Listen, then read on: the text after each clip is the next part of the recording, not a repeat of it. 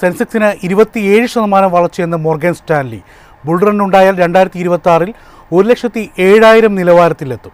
Indian ഓഹരി വിപണി അടുത്ത വർഷം വലിയ കുതിപ്പിന് ഒരുങ്ങുന്നുവെന്നാണ് ആഗോള ബ്രോക്കറേജ് സ്ഥാപനമായ മോർഗൻ സ്റ്റാൻലിയുടെ പ്രവചനം. 2026 ഡിസംബറോടെ സെൻസെക്സ് 1,07,000 എന്ന ചരിത്ര ലക്ഷ്യത്തിലെത്തും. അതായത് നിലവിലെ നിലവാരത്തിൽ നിന്ന് 27% വരെ വളർച്ചയാണ് പ്രതീക്ഷിക്കുന്നത്. 3 സാധ്യതകളാണ് മോർഗൻ സ്റ്റാൻലിയുടെ റിപ്പോർട്ട് മുന്നോട്ട് വയ്ക്കുന്നത്. ആദ്യത്തേത് ബുൾ റണ്ണാണ്. ഇതിന് 30% സാധ്യതയാണ് റിപ്പോർട്ടിൽ പറയുന്നത്.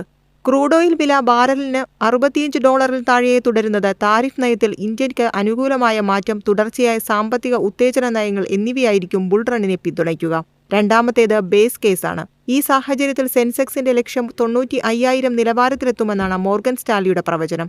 സ്ഥിരതയുള്ള മാക്രോ ഇക്കണോമിക് സാഹചര്യം, വിഭവ സമാഹരണത്തിലെ സ്ഥിരത, സ്വകാര്യ മേഖലയിലെ ആരോഗ്യകരമായ നിക്ഷേപം, സുസ്ഥിരമായ ആരോഗ്യ വളർച്ച, പണനയത്തിലെ സാധ്യമായ ഇളവുകൾ എന്നിവയായിരിക്കും മുന്നേറ്റത്തിന് തുണയാവുക.